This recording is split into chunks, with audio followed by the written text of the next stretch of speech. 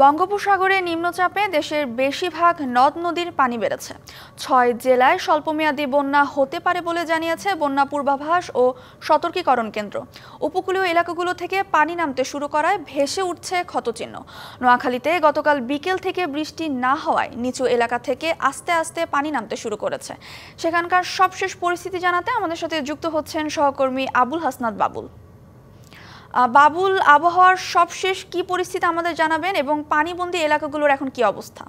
জি, আপনি যেমনটি বলছেন, যে সমস্ত নোয়াখালীর নিম্নাঞ্চল যেগুলি পানিবন্দী ছিল মানুষ, সেগুলি গতকাল বিকেল থেকে বৃষ্টি না হওয়ায় এখন রৌদ্রোজ্জ্বল আকাশে পানি অনেকটাই নেমে গেছে, অনেক জায়গায় পানি নেমে গেছে। আমি ইতিমধ্যে নোয়াখালী উপজেলার হাতিয়া উপজেলা নির্বাহী কর্মকর্তার সাথে কথা বলে যেটুকু জানতে পেরেছি, তিনি বলেছেন যে নদীতে আবহাওয়া ভালো থাকার কারণে নিষেধাজ্ঞা যদিও আমরা প্রত্যাহার করে নেইনি, কিন্তু নদীর পরিবেশ ভালো থাকার কারণে ছোট ছোট ট্রলারগুলি ধীরে ধীরে চলতে শুরু করেছে, সেগুলি চলতে বাধা নেই।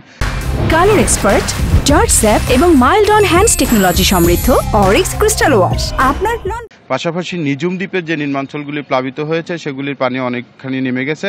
এভাবে যদি আবহাওয়া যদি ভালো থাকে, বৃষ্টি যদি না থাকে, তাহলে পরিবেশ আজকে সন্ধ্যা নাগাদ পরিপূর্ণ ভালো হয়ে যাবে বলে তেমনটি তিনি জানিয়েছেন। পাশাপাশি নদীর পাশের যে স্থানীয়রা রয়েছেন তারা বলেছেন যে আগের মতো করে জোয়ারের পানি এখনও 2-3 ফিট করে উচ্চতায় বেড়ে আসছে, যার কারণে মানুষ এখনও হতাশায় রয়েছেন। তবে এগুলি হয়তো অমাবস্যার ভাত কেটে গেলে সেটিও কেটে যাবে। অপরদিকে আমি এখন যে জায়গায় রয়েছি সেটি হচ্ছে নোয়াখালী জেলা শহরের জজ আদালত চত্বর। যে আদালত চত্বরে আমার পিছনে আপনারা দেখতে পাচ্ছেন, গত 2 দিনই কিন্তু এগুলি পানিভর্তি ছিল। প্রধান সড়কগুলি কিন্তু ভারী বৃষ্টির কারণে পানিবন্দী ছিল অনেকটাই। সরকারি সব অফিস আদালত, জেলা প্রশাসক কার্যালয় থেকে শুরু করে সকল কিছু পানিবন্দী ছিল। তো এখন কিন্তু সবকিছুর পরিবেশ ভালো রয়েছে। পারহা, ধন্যবাদ বাবুল আমাদের সাথে যুক্ত হওয়ার জন্য।